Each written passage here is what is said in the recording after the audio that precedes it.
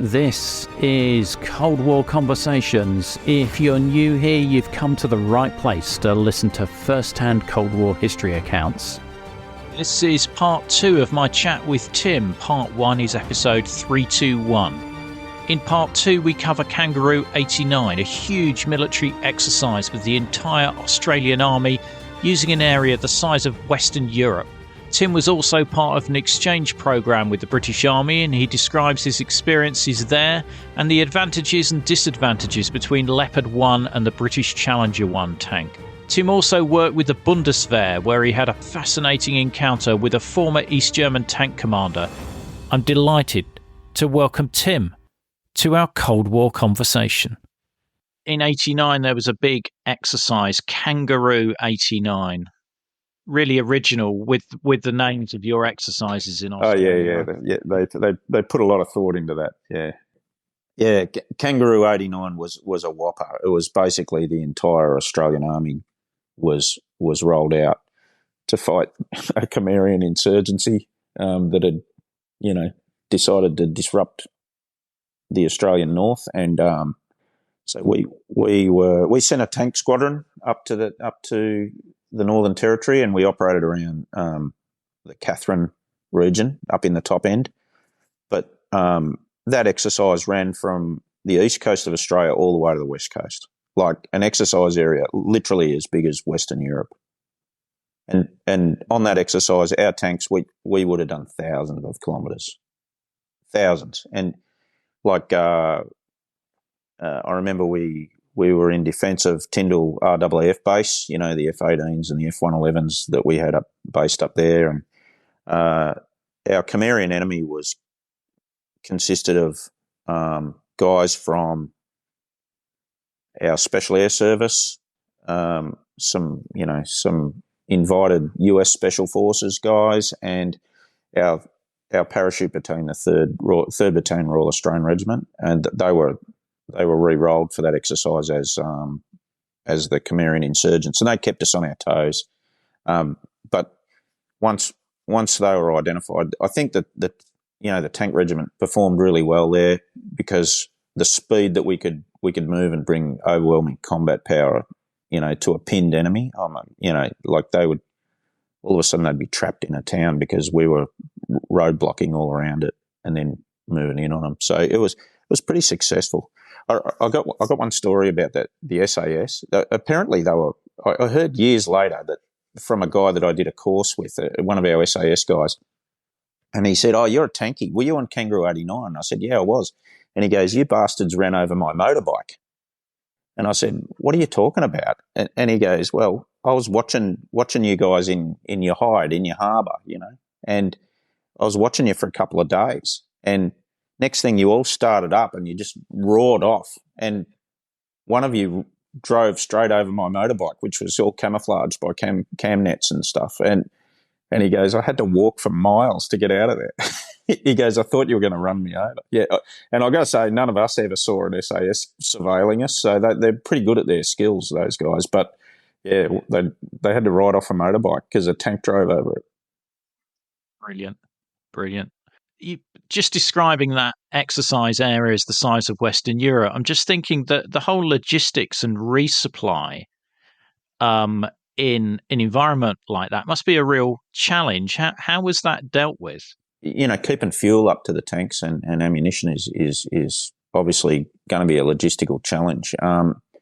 So I remember they solved it in a number of ways there.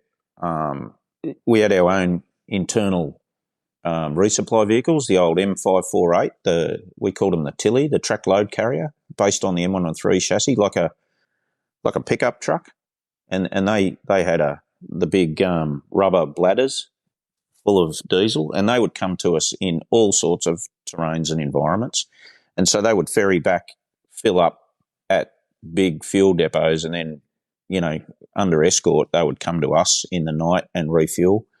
Other ways that I remember on one particular movement near Katherine on the way to the town of Mataranka, about, I don't know how far it is from Katherine, maybe 120 k's, we had the squadron on a road and we all filed through a service station, like a petrol station. And I remember seeing the operator, he's going, "How much diesel do you want?" And his eyes were nearly popping out of his head. Yeah, we literally drove to a fuel station and filled up and left that place empty. Wow. So how many gallon could a Leopard take?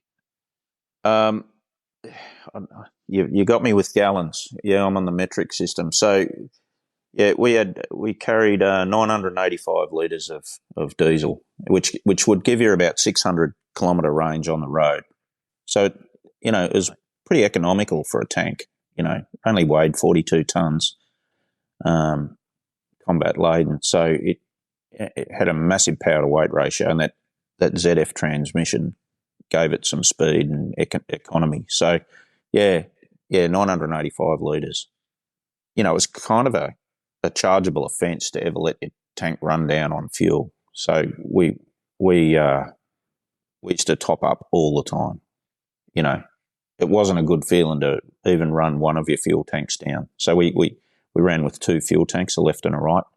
And as soon as you saw the red fuel light coming on, we'd switch over to the other one. That was pretty, that was a pretty rare occurrence when you'd emptied one tank.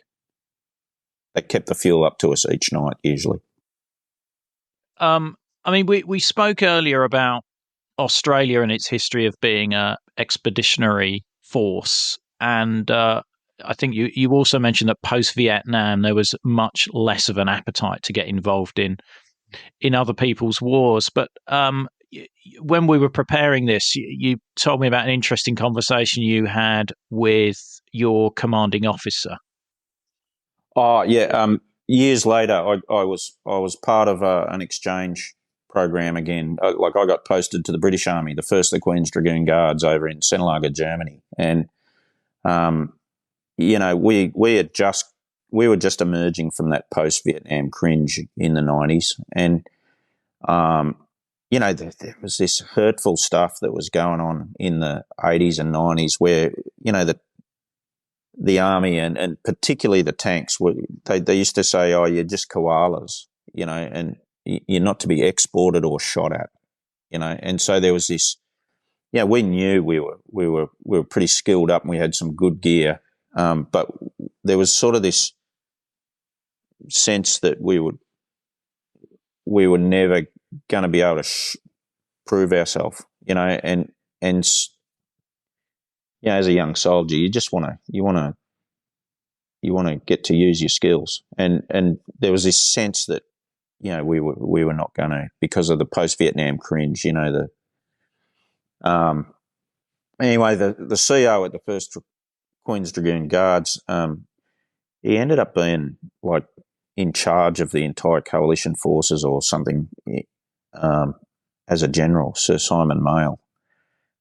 He said to me, called me up to his office one day just to to let me to see this exchange guy, and he said, "I've worked with Australians before, and you guys are very professional," and I felt quite flattered by that. And he said, "It's just a shame you're not more involved in the world," and I think he was right, And it wasn't long after that we started to get back involved in the world, But yeah, the period during the late Cold War and into the early 1990s, the Australian Army didn't really deploy much. It wasn't until we sent a battle group over to Somalia in 1993, and then in the post Cold War shenanigans that went on, we sort of signed up for everything, for better or worse. But that posting to Germany, that was an eye-opener for me because it validated everything that I'd been taught. I knew that we were good, but I felt like for the first time in my career I was actually in the big league, being part of that British regiment, Challenger 1 regiment. How did you rate the Leopard 1 versus the Challenger 1? Yeah, I consider that I was very lucky in my career that I was able to serve on different types. The meat and potatoes of my tank service was on Leopard 1, on Leopard AS1, of course. The vast majority of my time was on that tank. So forgive me if I've got a bit of a, It's your if I first feel love, it's a, Tim. yeah, You're it's my always first gonna. love, exactly. But there's also the difference, I guess, when you think about it, that Challenger 1 was generationally ahead of the Leopard 1 that I served on. So you're kind of comparing apples and oranges in many ways. But I guess Leopard 1, for me, we had a very advanced model of Leopard 1 when we bought it new in the 70s. So it had all the options. If to put it in new car parlance, it was optioned up. So it was incredibly fast, incredibly agile. It was kind of like driving a sports car, and when I compare that to Challenger, Challenger was more like I guess like a four-wheel drive or a bus compared to a sports car. Automotively, it was slower to get up to speed, the Challenger. It wasn't as fast. But that being said, it was, another 20 tonnes heavier almost. So what it lacked in speed and agility, it certainly gained in crew survivability. That was one of the drawbacks of Leopard 1, I think, was it was created at a time when the gun versus armour race was, the Germans had come to the decision at that time that no matter how much armour you put on a tank, gun power was always going to beat it. So they decided that speed and agility was going to be the armour of Leopard 1. So that was that first main battle tank sort of concept that, hit the ground running in the 60s. So by the time we got Leopard 1 in the 70s, the Leopard 1 was, looking pretty well developed. So it had, 4-speed forward transmission, 2 speeds reverse, a theoretical top speed of 62 kilometres an hour. It could get there as quick as any car on the street. In fact, I remember doing road runs on Leopard 1 and pulling out of traffic lights, and cars would be kind of, you could see the drivers' faces. They'd be kind of dumbfounded that you're keeping up with them out of the lights. So it was a very agile tank and manoeuvrable compared to Challenger 1. Leopard 1 had a kind of a half wheel to steer it for the driver. So you drove it very much like a car. The steering was infinitely variable through the first pressure on the wheel, whereas Challenger 1 was steered old school, like with tillers, with sticks. Yeah, with the levers, yeah. Yeah. So, a very different beast to drive. But I would suggest that automotively, Leopard 1 kind of left Challenger in the shade. Challenger was, although it had a theoretical, horsepower much in excess of Leopard 1, it was still running dead track. I don't know if you've heard that term. Just steel pins like an old bulldozer kind of track, whereas Leopard 1 had live track. It was rubber bushed, so it didn't soak up the engine's horsepower just trying to drive this track around as much. It saved a lot of horsepower. The track assisted itself to get around. And so although Leopard 1 had a 830 brake horsepower, it was only driving 42.5 tonnes as opposed to Challenger 1 with over 1,000. I forget how many horsepower, up to 1,500 horsepower, I think. It was driving these really ancient old tracks and all that extra tonnage of armour, and not as automotively reliable. We could get an engine transmission, we called it a power pack. You could bring the Leopard armoured recovery vehicle in with its integral crane, old power pack out, new power pack in, 40 minutes, and you're back in the fight. Whereas, I think Challenger had a few challenges like that. Now, that being said, if the Cold War had have gone hot and I had the choice between Challenger 1 and Leopard 1, I strongly believe that I would have rather been on the two-way range with in Challenger 1 because of that crew survivability factor. It had that Chobham armour, which was, we felt like they were bulletproof completely. They were very survivable. This was this new ceramic armour that the British had invented. Yeah, the British developed this. I still don't know what's in it, but we understand that it's got different layers of metal with spacings in it and layers of ceramic, so it could defeat both kinetic energy and chemical energy rounds. I mean, it was heavy, clearly, because I think Charlie 1's 68 tonnes or thereabout. And with the added side skirt armour, I think it got up to over 70 tonnes, 72 tonnes or something. But, I think I would have preferred to have surfed on Challenger, to be honest, if the Cold War had have got hot. The Leopard was a generation behind it in survivability. Wet stored ammo. The Challenger has wet stored ammunition and 3-part ammunition. So it had the projectile, the charge bag, and what they called the vent tube, the detonator, all stored separately. So you're not going to have a catastrophic explosion if the armour is penetrated. Whereas Leopard 1, it was all just like a World War II tank stored in a rack as a one-piece ammunition.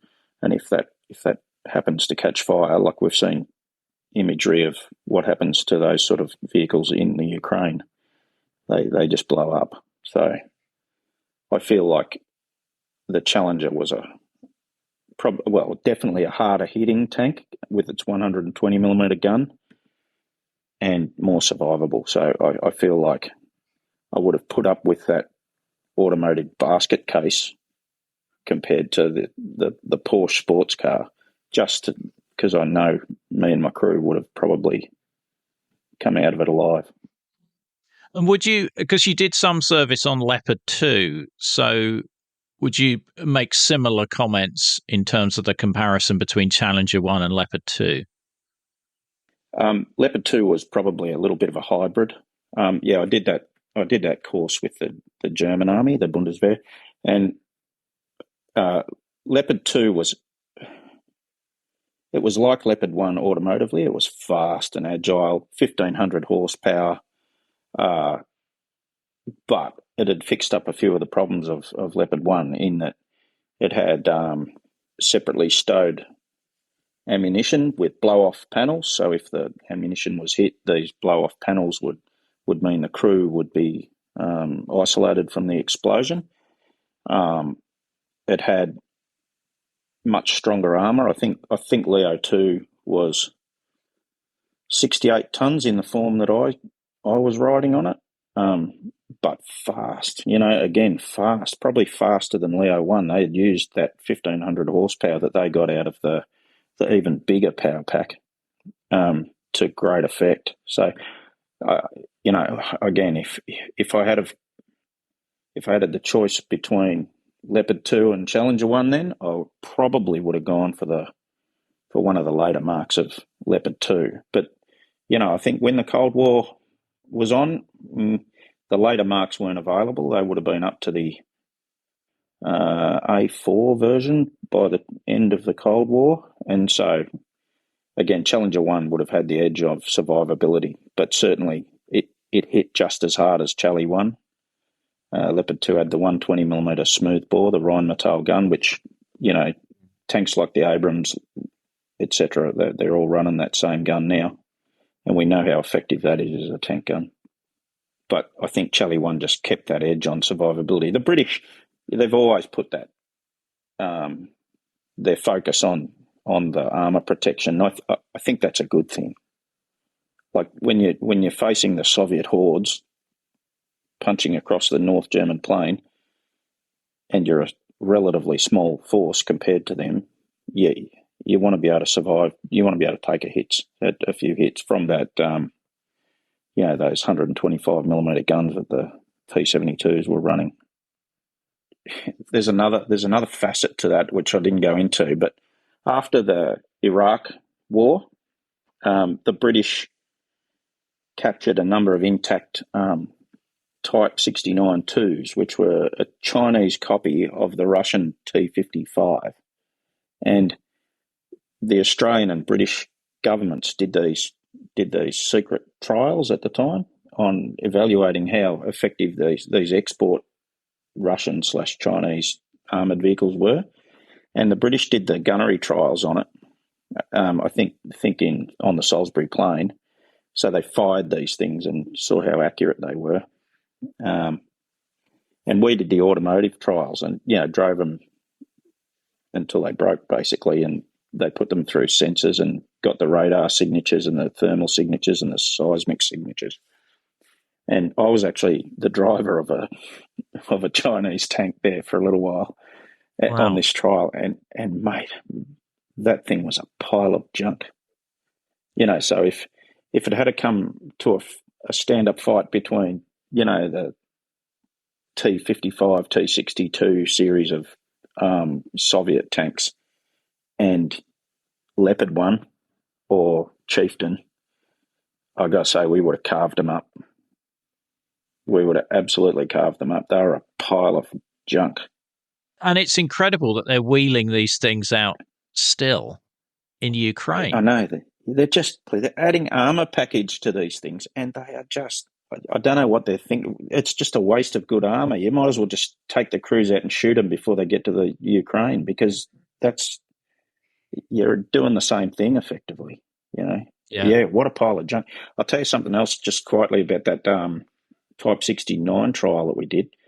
All the gun kit in it, they'd been retrofitted by the Iraqis with a laser rangefinder and some other, gadgetry to sort of bring them into the 20th century, I think.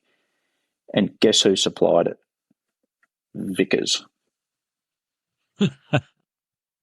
Yeah. So these British Chally ones in Iraq were firing at their Vickers gun kit, their British gun kit, at Chinese tanks that had been, supplied. Graded to Vickers sighting. Yep.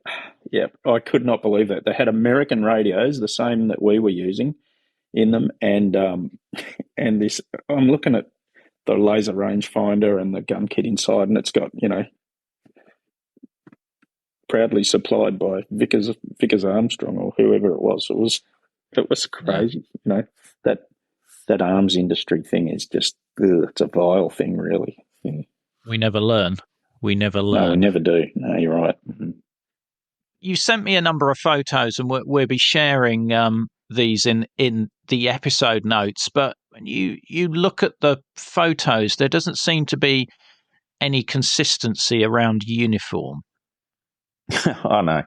We look like pirates, I have to say, in the field. That uniform, there's uniform regulations, but what's actually enforced is completely different. And so, during that late Cold War period, I've got another picture. I'll have to find it for you, but it shows a troop just posing for a photo on the back of a tank, and not two of us have anything like identical uniforms on. I remember we used to wear my personal, day-to-day rig in the field was an Australian tank suit, which is, jungle green, GP boots, which are black boots, a green kepi cap, which we would just privately purchase, kind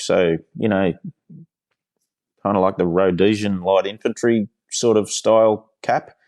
And I had a mouse grey Bundeswehr parka, with the big hood that would go over my combat vehicle crewman helmet and keep me nice and warm. And, so that was my little hybrid outfit. Oh, and my pistol, my personal weapon, I used to carry in a bright burgundy shoulder holster right on the centre of my chest that I'd just bought from a leather worker. And he said, I haven't got a black one or a green one. Would this red one do? And I went, yes, it would. So that was my personal. If you've got a photo of you in that outfit, we definitely want to see I'd that. love to. Yeah, I'd love to find one. Yeah, I missed that holster. I gave it away when I stopped using a pistol. I gave it to a younger digger, and I wish I'd never had, because it, I know you ask about your favourite souvenir, and that would have been one of mine. Keeping the bright red burgundy shoulder holster for my 9mm. Other guys, they would wear the old World War II tank oversuits, that you could convert into a sleeping bag, and they were kind of heavy canvas, and they had this monstrous hood in them. But I tried that for a little while, but I soon gave it up because I kept on in the dark. You'd go we called it a shovel recce, just like the British soldiers. You'd go for a crap in the field. I know you love talking about bodily functions in the field. We love this sort of detail, Tim. That's right. Yeah, it's the minutiae, right? Yeah. And I remember crapping in the hood more than once of a tank oversuit, and I thought, no, never again. So it got relegated to the skip. And other guys, they would wear those, like a bushranger. They're called a dryer-bone over here. They're an oilskin raincoat, like Ned Kelly, the bushranger, used to wear. Yeah. The outlaw look. And so, and at night we would just wear balaclavas and beanies, and it was just ridiculous. Like, seriously, we just looked like a bunch of pirates. But you just did what you had to do. We had these for a while. We had those American, we called them bush jackets, but they're the American M65 cold weather coats, and they were excellent. And if you could scrounge up the padded liner for them, you'd stay warm. They were a great bit of gear. But yeah, guys they lived for comfort. We talked about these extended exercises, which are sort of probably beyond comprehension to anybody that had served in Europe. But what were you doing for food and rations? Yeah, okay.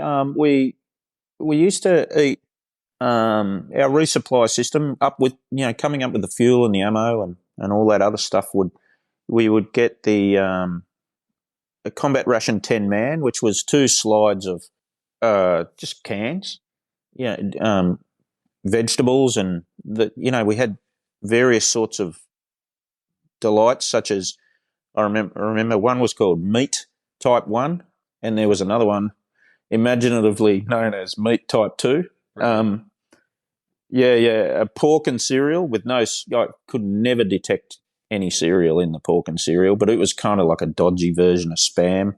But you'd have little tins of tropicalized butter that wouldn't melt, even if it was on fire, it wouldn't melt.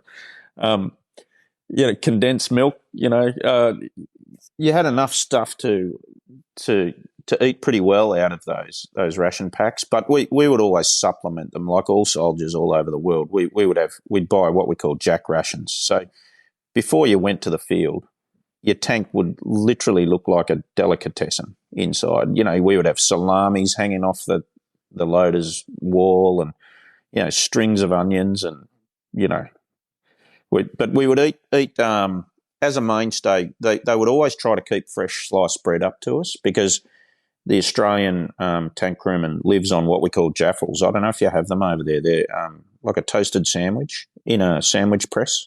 Right. Yeah. And we would have a jaffle iron, which is like a cast iron mould for those toasted sandwiches. And so you would put a bit of Meat Type 1 and some Tabasco sauce from your jack rations and some eggs. Eggs were always, we would take a lot of eggs with us. And you would fry them up and have this sort of almost cafe-style breakfast, cooked on a single burner gas bottle inside, often resting on the white phosphorus ammunition or the Hesh rounds inside the tank while you're cooking. Yeah, and of course you lived on coffee.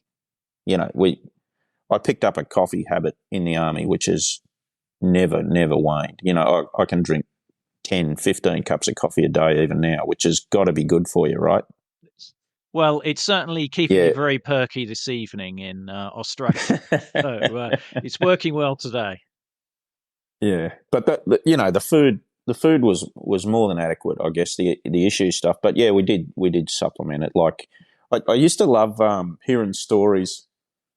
The British guys, particularly, they'd have the Bratwurst van. Yeah. Following them around the exercise. Yeah. I just dreamed of having a Bratty van turn up, but never happened. I remember once on that Kangaroo 89, we were at a roadblock in the middle of nowhere in, the top end of Australia, and these drunken idiots pulled up in a car. They were on their way to a party or something, and they saw this tank parked up on the side of the road. These civilian guys on holiday, and they gave us. They said, "Oh, you must be hungry. Here, have an esky full of pies, and those meat pies. Yeah. And so we ate meat pies as supplementary rations for a couple of days, and they gave us slabs of beer." And then they just waved us goodbye and drove off into the night. It was fantastic, Wow. those little encounters, with the local population, just wonderful. Yeah, Yeah. Wolfgang. yeah, that's right. Well, Wolfgang, that was it. Yeah, that's right. Yeah, we dreamed about even that. he would have had a challenge finding you in an area the size of Western Europe, I think. Yeah, true. Although, let me just say, we used to have this guy, we called him Milo Bill, and he was a Salvation Army representative. And in the Australian Army, I don't know if they have that in the UK or US forces, but the Salvation Army attaches a guy to each major regiment, and they sort of go where the regiment goes. And this guy, Milo Bill, he would be in this beat-up old Series 2A Land Rover, and he'd have his urns of Milo and like a chocolate drink, like Ovaltine. Right. He would have urns of hot Milo and cordial, like Kool-Aid, I guess the Americans call it. And he would turn up at places. You go, how the hell did you find us? And how did you get that thing here? He was just, I guess he had that radar for finding guys. And if I remember, he would turn up and, he's a Salvation Army dude. And he'd always ask, have you written home to your loved ones today? And if you hadn't, he would thrust some writing paper in your hand and you would have he would give you some lollies and if it was hot, you'd walk away with a foam cup of cordial, or if it was cold, a hot cup of Milo, and yeah, so he was, I guess he was the closest thing we had to a Wolfgang, but I would have preferred a Wolfgang, to be honest. Maybe they're distantly related. You never know. Yeah, that's right. Yeah. One thing that we haven't covered that I did want to ask you about the Leopard AS1 was night fighting capability. Yep. When they got it in 1977, it was probably one of the best Leopards in the world, I would think. At the time we bought it with, the Belgian Sabca TFCS, tank fire control system. So it was all computer. We had a ballistic computer, wind sensors, temperature grain sensors, tank angle sensor. It had a sensor array second to none in the world. But it still had that standard German, for the time, infrared night sight with a infrared / white light spotlight, searchlight, and it never got upgraded in Australian service. So, it didn't stop us from training to operate them in the dark, and it probably would have been okay against an insurgency, but on a conventional battlefield, we would have just been a target not long after it was, everyone else was going passive and later thermal. We were still operating with IR. So as a piece of night fighting equipment, it was very much obsolete even by the time I started operating Leopard. We used to train to use indirect illumination from our reconnaissance troop fire and the Carl Gustav illumination rounds, which were excellent. So they'd turn a night battlefield into a day battlefield. We'd ripple with the searchlights on IR, but you were supposed to have had a notional range using the infrared searchlight and night sight of 1,200 metres, but no way. That was just a bit of PR spin, I have to say. That you would be lucky if you could see 400 metres at night using infrared. So we, practically didn't use it. We went to white light and rippled with white light which again, if you're operating against infantry, is probably fine. It had our white light searchlight had a range of 1,500, and it was excellent. So, but on a conventional battlefield, forget it. You just would have been a target. That's one thing that really let Australia down, I think, was never upgrading them to a passive system or a thermal system. Driving at night then in one of these, particularly the terrain that you're describing, must have been quite hazardous, particularly if you're trying to go at speed still. Yeah. When I first started, there were no night vision aids. There was a thing called the BM8005, which was a driver's periscope. And the first generation of those that we got, they weren't very good at all. You'd sort of say, is that a road or is it a bottomless creek? You just couldn't really tell. It was that grainy green and black night vision image that you sometimes see on YouTube videos. But mostly it was driving using what we call the Mark 1 eyeball, just night, your eyes. And it was bloody deadly, to be honest. We actually lost a couple of guys in the regiment in the most horrific circumstances operating at night. The first one, Sergeant Murray, he was killed in a rollover. A tank was travelling at speed at night using Mark 1 eyeball, and there was a excavation on the side of the road. Tank dropped one track into it, and it was flipped on its roof before anyone realised, and he was killed instantly. And there's another soldier, again, just horrific. He was doing that tank was doing a creek crossing at night in a pretty flooded creek, and the tank hit a submerged obstacle and flipped on its roof, and Trooper Patterson, he was killed trapped under the tank in the dark. Not a great thing. And so those two fatalities, they left their DNA in the regiment for years and years and years, and it's probably still lingering with Australian tank crewmen. It was pretty. They were pretty nasty incidents, and I guess lest we forget those two guys, because they paid. They're casualties of the Cold War as much as if it had gone hot. So after those incidents, we started getting one per tank of this thing called the PVS-5s, which were night vision binoculars, and usually the commanders operated them in order to help the drivers. They were pretty good for their time. They were, I think, second generation image intensifying binoculars, but again, you just couldn't see depth with them. All of us can tell stories of close encounters. The amount of times that I've hit things or thought a road was there, but it was actually a hole using the night vision aids. I've had so many close calls myself, and everyone can tell the same stories that operated the armoured vehicles at that time. Yeah, night fighting was bad. It was really bad. And of course, we trained how we were going to fight with those things. So there was, you didn't just turn the headlights on and pretend it wasn't night. We trained hard, and some of us paid the price, I guess. And I always think that there are, well, obviously not within the Australian Tank Regiment, these guys aren't forgotten, but I think generally, because people believe that the Cold War wasn't a hot war, that there weren't casualties, and certainly with exercises, it must be in the thousands if you look across all nations that were involved absolutely, in exercises, even tens of thousands potentially.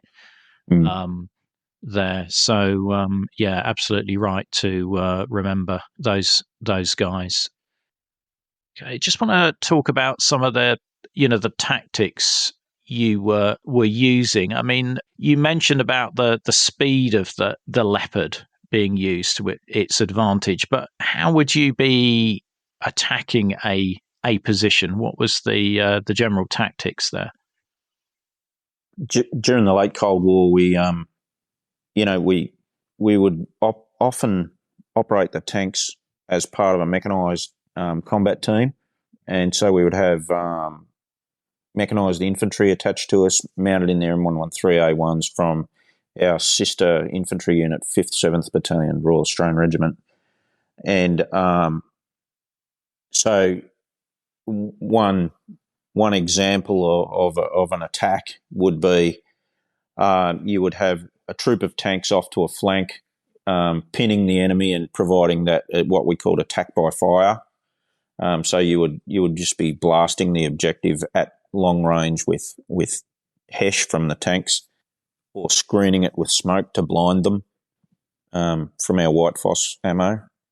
And then there'd be other tasks. So you would have the intimate support troop to go in with the infantry and provide that intimate support at close range.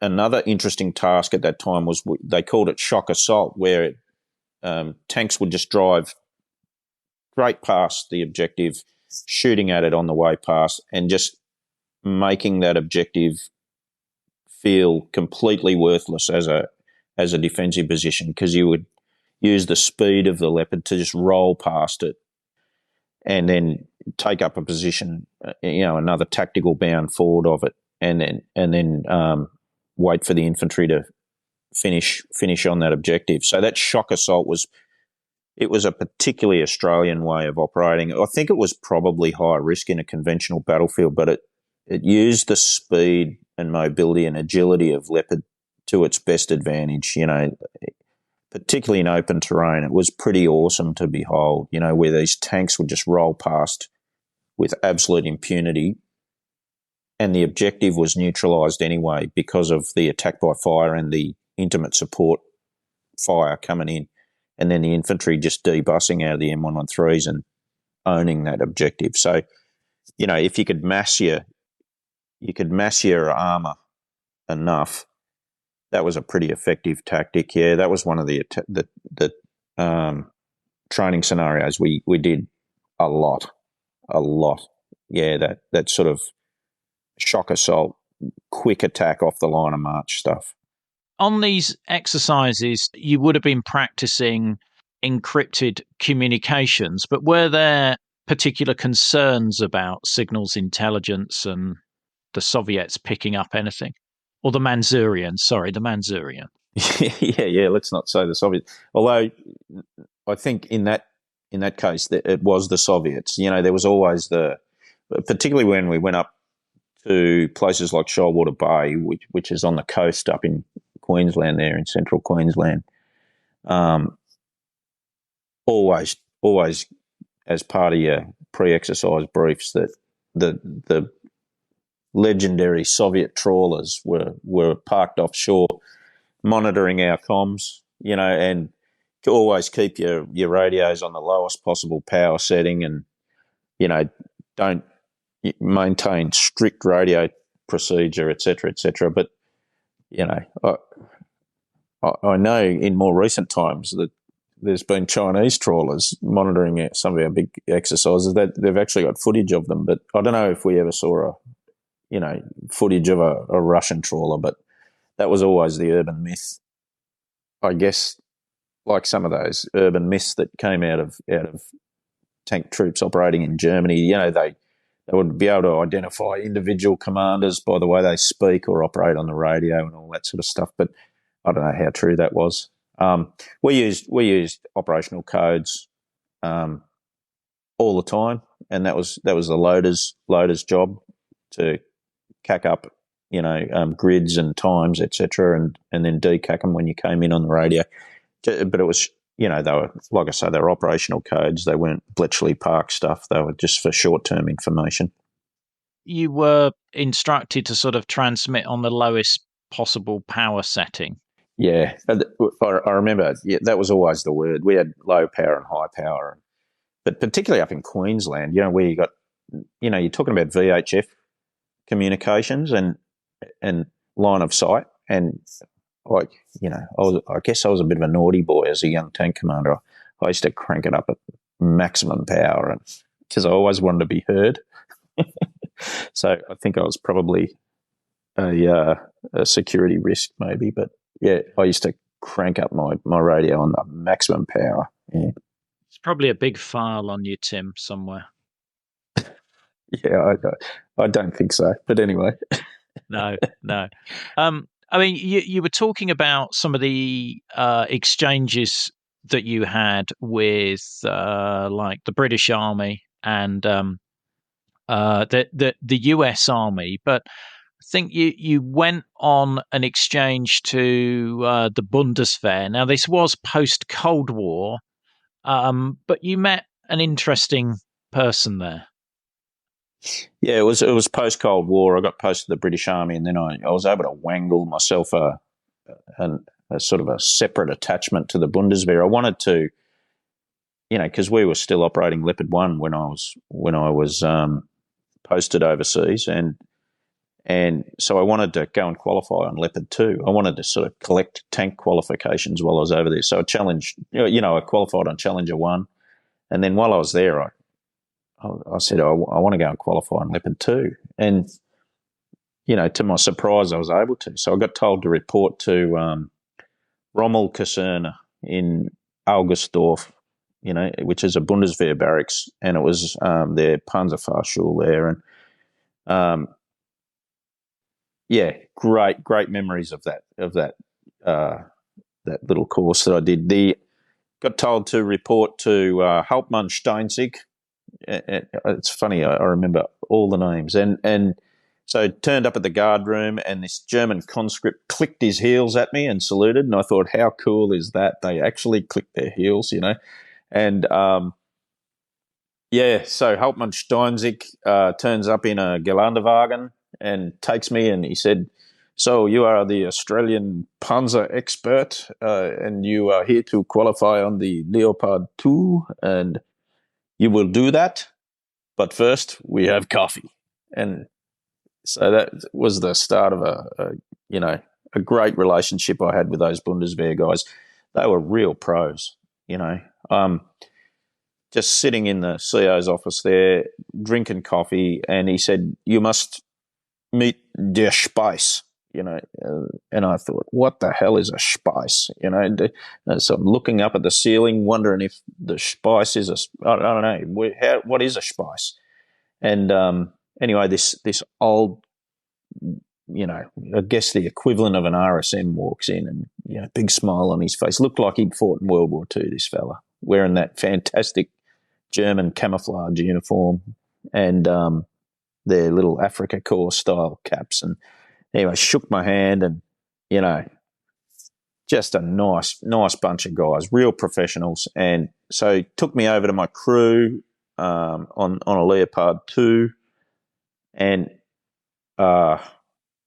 introduced me to those guys. And it was they'd specially picked a crew that, my German was sort of okay, I guess, for ordering beer and abusing taxi drivers, but not enough for the technical language of a tank course. So they put me in a crew of excellent English speakers. And so we had this sort of a Creole language in our crew, which was great. And one of the guys on the crew was an ex-NVA senior NCO who'd been on T-72s before the wall came down. And Peter, his name was, and a real warrior, like a hard guy, like tough tank soldier, and instant respect for that guy. And we became firm friends pretty quickly. And he would sort of nudge me in the side sometimes, and he would point at his fellow German tank crewmen that were from the the Vessies, as he called them, and he'd say, hey, look how soft they are, and he goes, what did he say? He said something like, if the Cold War had have ever gone hot, we would have gone through them like shit through a goose, or something like that. I can't remember exactly, but it was, I thought that was such a cool thing to say. He was very confident in the ability of the old National Volksarmy, and I really rated him. He was a good soldier. Yeah, he gave me at the end of that trip, he gave me an AK bayonet, an AK-47 bayonet, and it's one of my one of my little personal treasures, that bayonet, because I remember him fondly, That's my little East German army encounter. And I remember he was quite jaded, and he was very, very jaded that they'd come out of it second best when the wall came down and unification happened. He felt they'd been ripped off. He was quite a senior tank soldier, and he had to virtually start again. But, like, he was a pro, like a proper tank soldier. I liked him, yeah. There was also, they had little choice, is what I gathered from him, that, he could be unemployed or he could flick over to the Bundeswehr and start from scratch. And so he chose to start from scratch. But, he was a Stabsfeldwebel by the time I met him, so he'd gone back up. So, but he was quite jaded, You mentioned the AK bayonet. Have you got any other souvenirs from your Cold War experiences? Yeah, my favourite souvenir of my Cold War tank journey is, and I'll send you a photo. I've got the secondary sight out of a Leopard AS1, and it hangs above my back deck, above my barbecue. So it's my. At one time that would have been worth so many thousands of dollars. But when the Leopards were getting, they were out of service, replaced by the M1A1, and they were getting dragged out to the range to be shot at as targets. And, some of the guys stripped out some of the parts for souvenirs, and I was lucky enough to pick up a secondary sight. So it's it's a couple of metres long, and it hangs from a chain over my barbecue on my back deck, and I look up at it and smile. Think of my misspent youth. And we'll definitely be sharing a photo of that in the episode notes, along with various other interesting photos that Tim's shared with me. Is there any favourite film you've got, a Cold War themed film, or anything you think is close to representing what some of your experiences were like? Not really. There's an Australian film based on the Vietnam War, which some people might look. It's not my experience, but it's definitely worth a look. If you want to have a look at Australia's Cold War contribution, probably have a look at a film called Danger Close, which is about an Australian infantry company that were lured into a rubber plantation in Vietnam and fought for their lives. And it's not a bad movie when it comes to accuracy, and it shows the M113s. The M113s came to the rescue of the infantry that night, and the infantry had lost 17 dead, killed about 245 North Vietnamese soldiers in the dark, and that film's definitely worth a look if you want to have a look at what Australia was doing during the Cold War, I guess. Mm. Okay, no, that's great. I'll add that to the episode notes as well, so people can take a look at that. I just want to thank you and all the listeners. This is a great podcast, Ian, and I do feel like a bit of an imposter, a bit of a second rower in rugby parlance, but I'm so glad that you thought me worthy of coming on. I worked with so many great guys from so many armies, and the Cold War was a proper war, and I just feel privileged to have served with some of those amazing tank crewmen. And Tim, you're not an imposter at all. Everybody's story is a different angle or a different view of things, and it's been fascinating talking to you. Until you got in contact with me, I'd not actually thought, well, hang on, what were the Australians doing? Don't miss the episode extras such as videos, photos and other content. Just look for the link in the podcast information. The podcast wouldn't exist without the generous support of our financial supporters, and I'd like to thank one and all of them for keeping the podcast on the road. The Cold War conversation continues in our Facebook discussion group. Just search for Cold War Conversations in Facebook. Thanks very much for listening, and see you next week.